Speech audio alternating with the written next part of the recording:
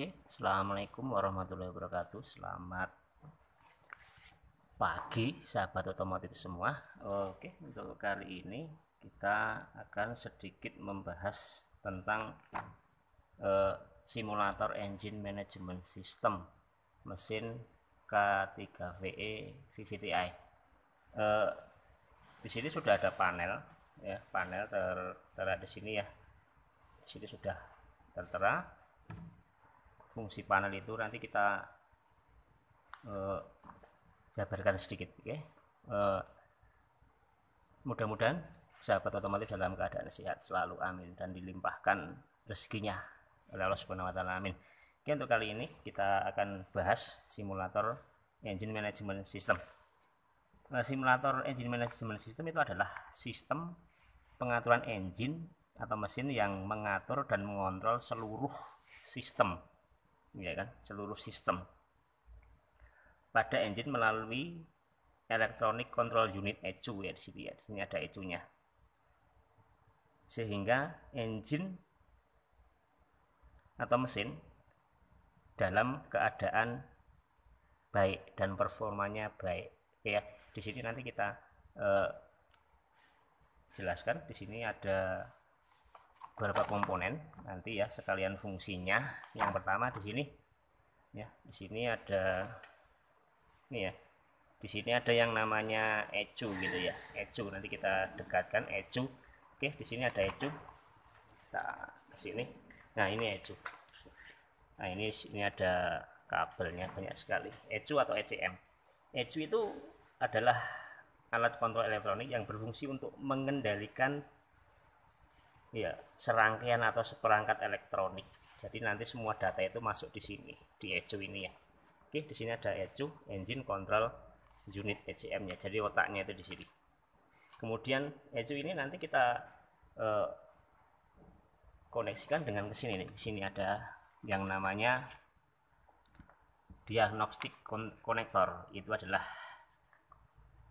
jalur koneksi diagnostik yang nanti scan itu akan masuk ke sini ya. Scan akan masuk sini. Di sini tinggal pinnya ada berapa kita sesuaikan. Biasanya ada UBD2 di sini ya. Itu yang namanya diagnostik atau DLC kata lainnya. Oke. Kemudian komponen selanjutnya kita ke bawah sini aja. Di sini ada yang namanya, di dalam sini adalah namanya pompa bensin ya. Pompa bensinnya adalah untuk menyediakan bahan bakar bertekanan tinggi. Itu kurang lebih ya sekitar 3 kiloan lah, sehingga nanti bahan bakar itu akan mudah dikabutkan. Oke, di sini ada pompa bahan bakarnya, ini tertutup. Kemudian masuk ke sini ada fuel filter. Fuel filter adalah untuk menyaring bahan bakar yang ada di tangki ini supaya masuk ke sistem sini semua sudah keadaan bersih, tidak ada kotoran. Jadi ini juga ada perlu perawatan berkala. Oke, di sini ada filter untuk menyaring. Di sini ada yang namanya injektor di sini. Injektor di sini nih ada 2 kabel ini. Injektornya 1, 2, 3, 4. Nah, injektor sendiri itu fungsinya adalah untuk menginjeksikan bahan bakar sesuai dengan kondisi dan kebutuhan mesin pada waktu yang tepat. Nah, ini akan dikontrol juga oleh yang namanya ECU di sini. Ya kan, injektor yang ada di sini. Oke, kita lanjut ke sini. Kemudian di sini ada yang namanya kunci kontak. Kunci kontak terminalnya biasalah ada B, IG, ST dan ACC. Fungsinya adalah untuk memutus dan menghubungkan arus ke sistem kelistrikan yang ada di semua panel di sini ya. Itu. Kemudian di sini sebelahnya ini ada yang namanya WTS, water temperature sensor.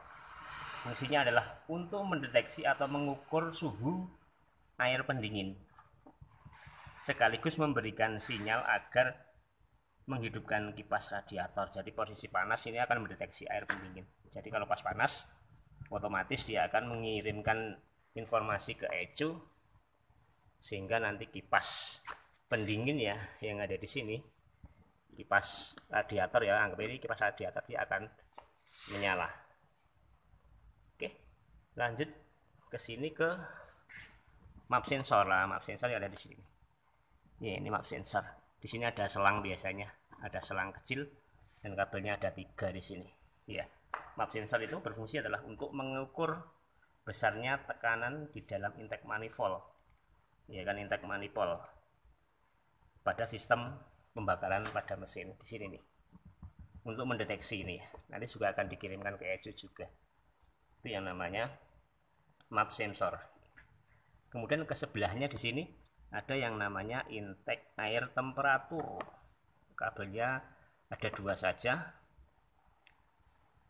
Itu fungsinya adalah untuk mendeteksi udara, suhu udara ya, suhu udara, karena intake air temperatur suhu udara yang masuk ke dalam mesin atau mesin mobil ya.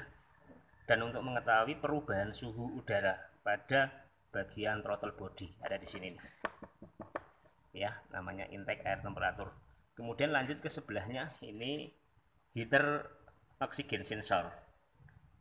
Oksigen ini tempatnya di knalpot biasanya, bertempat di knalpot untuk mendeteksi jumlah oksigen gitu ya, untuk mendeteksi jumlah oksigen di dalam gas buang. Jadi pada saat proses pembakaran itu akan terjadi gas buang itu akan dideteksi oleh oksigen sensor ini, apakah dia terlalu banyak bahan bakar atau campuran bahan bakarnya sudah pas gitu ya.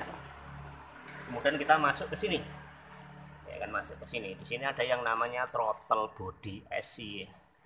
Throttle body ya kan, di sini throttle body, di sini ada beberapa sensor yang ada di sini. Ini ada aktuator, di sini ada sensor map sensornya. Throttle body itu adalah untuk menyalurkan udara ke dalam mesin.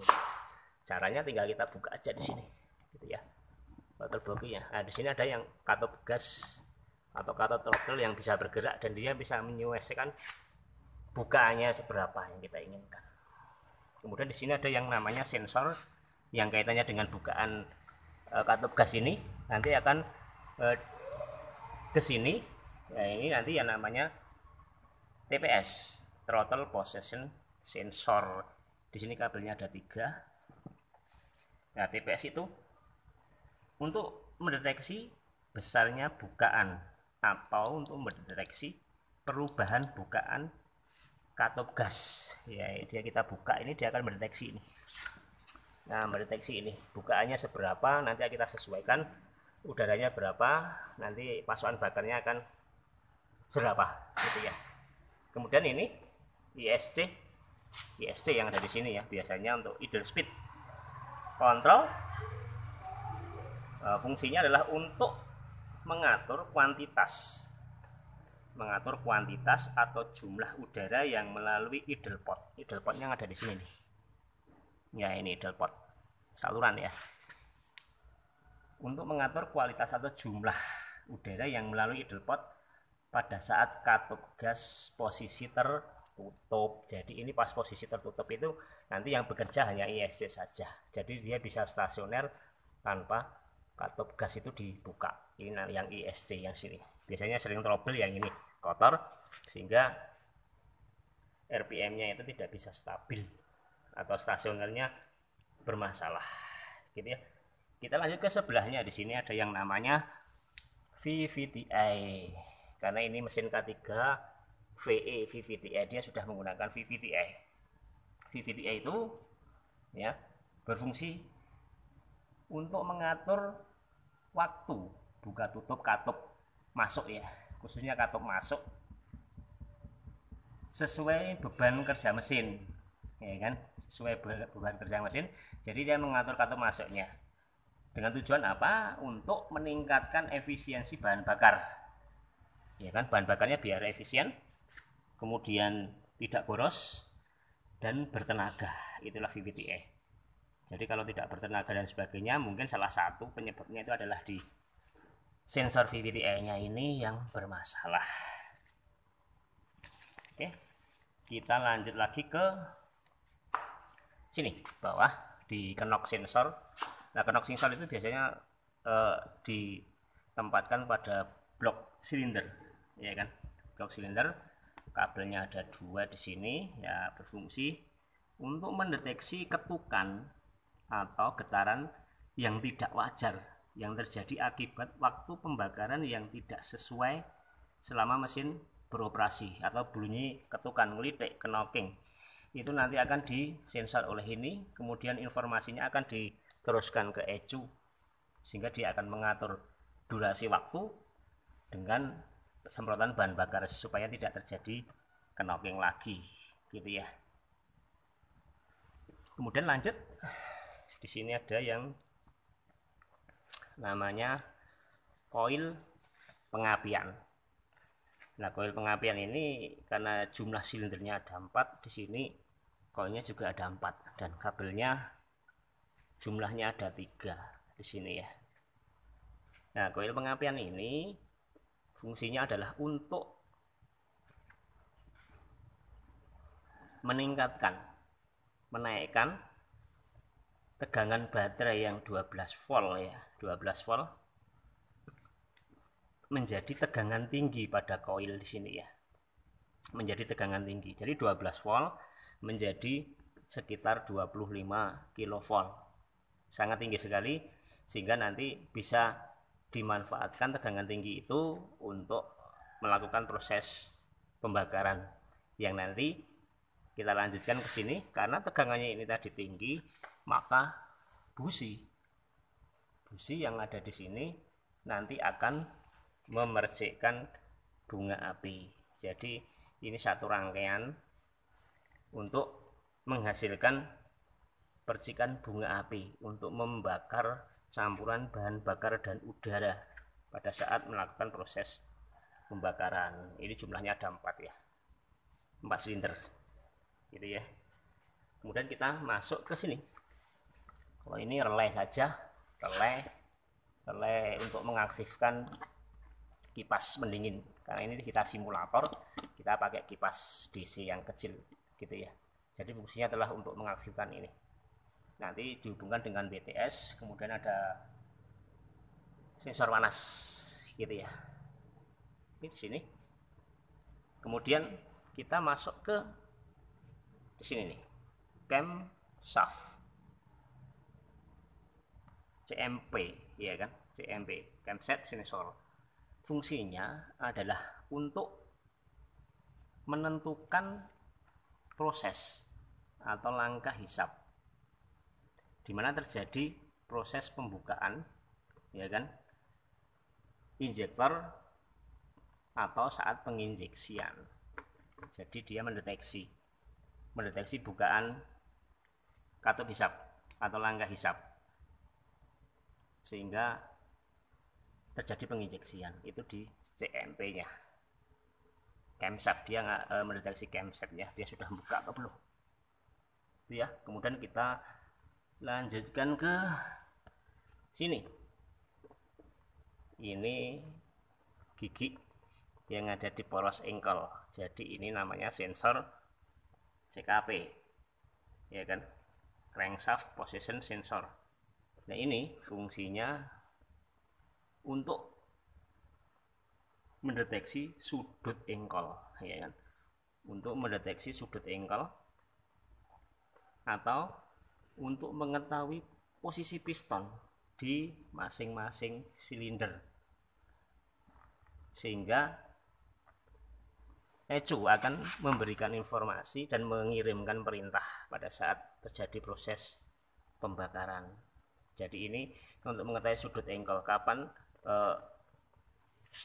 poros engkel itu berputar, kemudian posisi piston pas di proses topnya itu di posisi berapa. Ini saling bekerja gitu ya. Jadi mendeteksi, jadi saling keterkaitan antara ini. Oke. Dan masing-masing dari sistem ini saling berkaitan. Kemudian di sini ada ya speedometer ya terkait dengan RPM. Kemudian di sini adalah untuk suhu, ini untuk bahan bakar, deteksi untuk pintu, dan di sini untuk kecepatan gitu ya. Di sini simulatornya ini belum kita lakukan proses perakitan, jadi ini baru pengenalan untuk komponennya dulu, sehingga setelah nanti kita sudah selesai kita akan praktekkan sehingga nanti proses ini sudah ada wiringnya ya, bearingnya sudah ada, bearing simulatornya tinggal ditancap saja, nanti insya Allah bekerja dengan baik. Ya, kita belajar bareng-bareng mengenai sistem ini mesin K3VE dengan simulator ini. Cukup sekian pemaparan mengenai simulator manajemen sistem di mesin K3VE, mudah-mudahan bermanfaat. Silahkan memberi masukan kalau terjadi hal-hal yang tidak dipahami. Terima kasih. Cukup sekian. Assalamualaikum warahmatullahi wabarakatuh.